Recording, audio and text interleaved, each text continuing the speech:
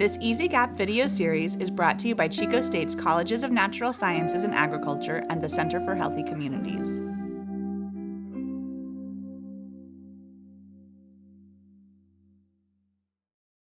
This video is pesticides and herbicides. Protecting your crops is important for your crop yield and sales, as well as for the safety of your harvest. Application of crop protection chemicals can help manage pests. However, certain precautions must be taken in order to maintain the safety of the foods you sell. In this video, we'll talk about the safe use of pesticides and herbicides and the proper documentation of crop protection chemicals. First, we'll talk about some general requirements for the use of pesticides and herbicides. Then we will talk about specific restrictions for when they're used. Next, we will talk about how to safely store crop protection chemicals. Finally, we'll show you how to document your pesticide and herbicide application practices. There are 2 food safety documents you will see in this video. You can click on the links on the website to access the documents yourself. At the end of the video, we'll show you how they fit into your on-farm food safety plan. General requirements for pesticide and herbicide use. Employees who handle crop protection chemicals must be qualified to use any pesticides and herbicides that you use on your farm. Documentation, such as certificates, training logs, or licenses, must be maintained in order to show that the individual is qualified to be handling the chemicals. Additionally, each employee who uses pesticides or herbicides must be trained on your SOP for pesticide and herbicide application. A log must be maintained for any application. Any crop protection chemical used on your farm must be approved for use on stone fruit and registered in the United States with the EPA. Additionally, you must follow any state or local regulations.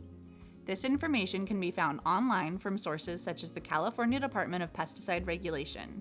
Additional information that must be maintained for any crop protection chemical used includes ingredients, pests that the product is used for, sites where it can be used, application methods, the amount of pesticide or herbicide to apply, use restrictions for factors such as weather conditions, time of day, season, contamination of sensitive areas, exposure of non-target species, prohibited application methods, how often the pesticide may be applied, and any reentry intervals, maximum application rates per treatment and per year, pre-harvest intervals, and storage and disposal guidelines.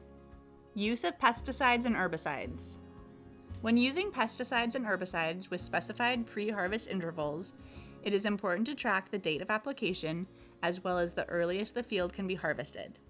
You can do this using a calendar to plan your harvest dates around this interval period. This is important to ensure that the chemical has had time to break down to safe levels.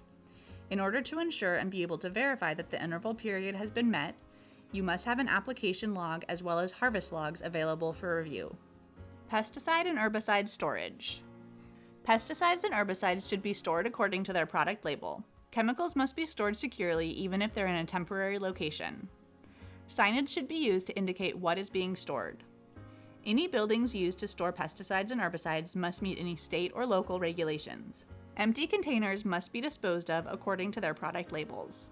Documentation. The pesticide and herbicide application SOP should document your application processes. The application log should include the operator identification number, the restricted materials permit number, staff name, staff certificate number, the crop, the location, the measured area of application, the application equipment and method, the application rate, the start date and time, the end date and time, weather conditions, the product name, the EPA registration number, the target species, the total amount applied, the re-entry interval, and the pre-harvest interval. These records must be kept up to date for any crop protection applications performed. The traceability log, TR1 log, should include the crop that was harvested, the field and row where the crop was harvested, and the date or dates of harvest. This is used to verify that the pre-harvest intervals are met. Protecting your crops is important, but remember that you need to be documenting what you are doing so that you can show that you're following any regulations. All food safety policies and procedures should be developed using national, state, and local guidelines. Therefore, no responsibility is assumed or implied by CSU Chico Research Foundation or CSU Chico.